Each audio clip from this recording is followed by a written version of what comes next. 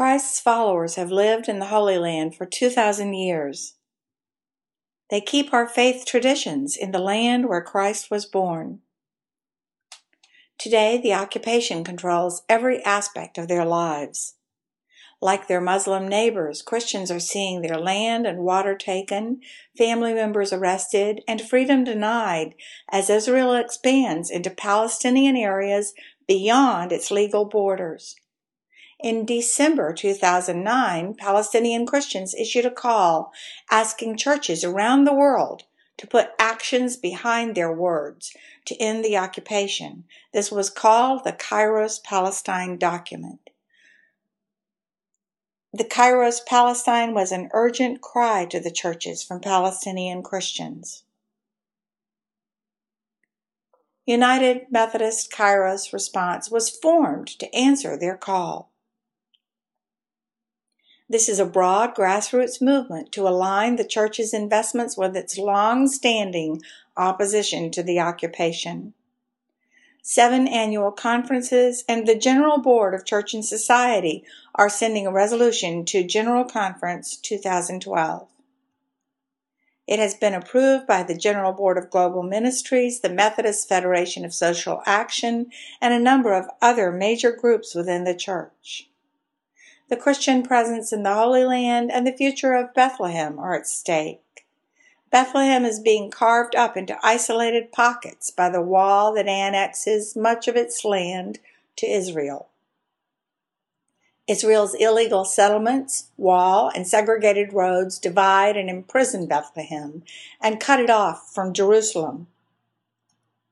This affects many Palestinian Christians, United Methodists know in the region.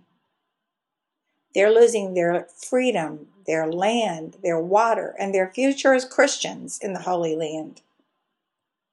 They are witnessing the transformation of the Holy Land, where ancient ways of life are still preserved, into an endless sea of settlements, shopping centers, and industrial zones for the use of one ethnic group alone. This is a takeover of land and water by one group at the expense of all others. It's the willful destruction of Palestine and the dispossession of her people. But most of all, it's about profits. The occupation is sustained by the flow of money, weapons, and materials from around the world. Companies make donations to political candidates who support the occupation. Once elected, these officials direct public funds to Israel. Israel uses these funds to buy weapons and products from the companies to expand the occupation. Companies and their investors profit. Only principled investors can break this cycle. Couldn't we invest in the Palestinian economy? No economy can prosper without freedom of movement for workers and goods, reliable and affordable water, and access to markets and raw materials. The occupation denies all these to Palestinians. Even water is distributed by ethnic group. Israelis get 4 times as much water as Palestinians, though the main aquifer lies under the West Bank. Palestinian families suffer desperate water shortages. Israeli settlements on Palestinian land have swimming pools and green lawns.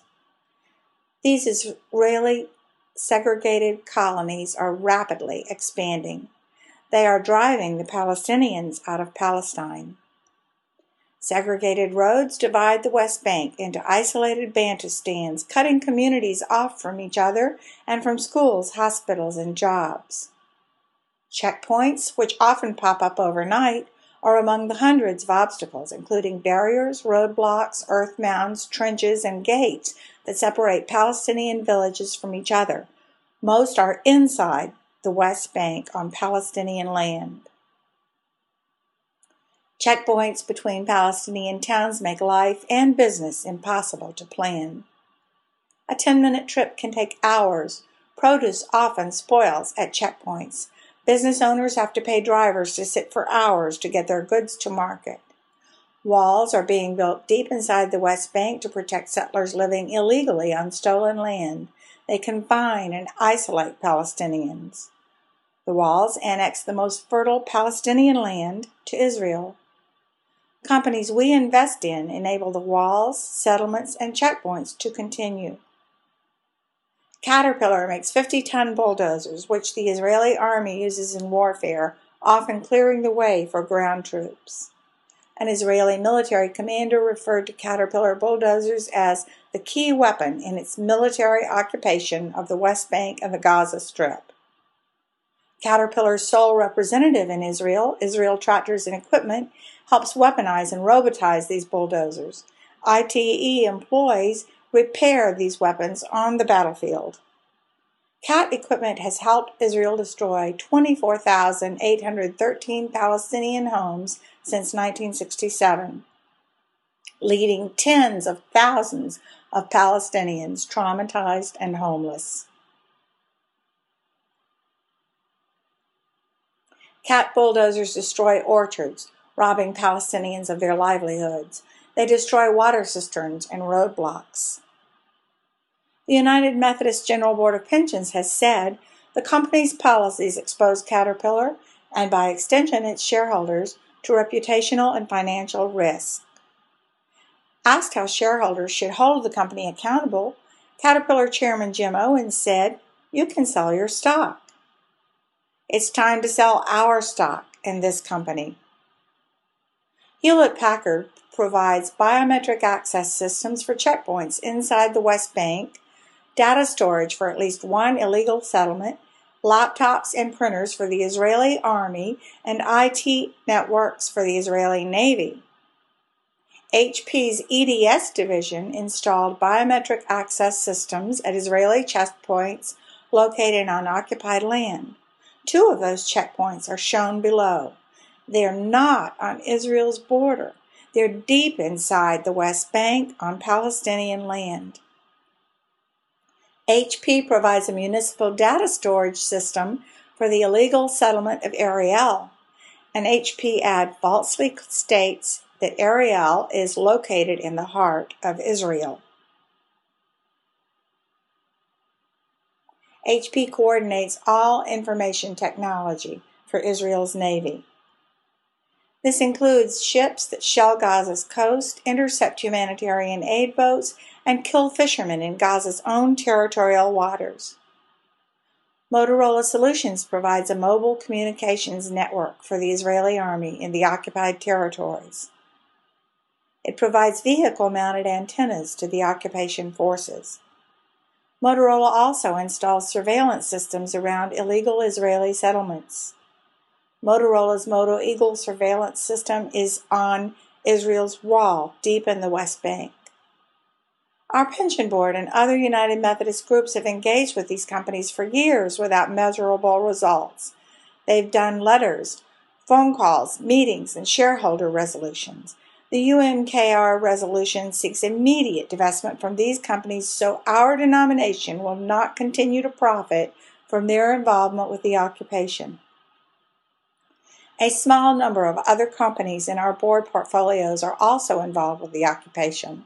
The UMKR resolution urges UN boards and agencies to engage with those companies and, if they fail to change their practices within 2 years, to divest.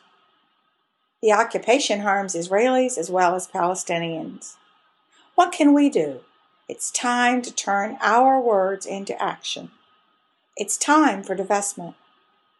Selective divestment is not divestment from Israel, divestment from Israeli companies, or divestment from companies that do business in Israel. Selective divestment is a decision not to profit from specific companies that play a documented role in this occupation. It's a way of stating we will not make money from practices that violate our basic values and beliefs. Every investor has that right and that responsibility. Rabbi Grant Rosen has asked, when will we find the wherewithal to say out loud that this policy of home demolitions, checkpoints, evictions, increased Jewish settlements, and land expropriations is inhumane and indefensible? At the very least, will we be ready to put our money where our moral conscience is? Today we ask the same questions of the United Methodist Church.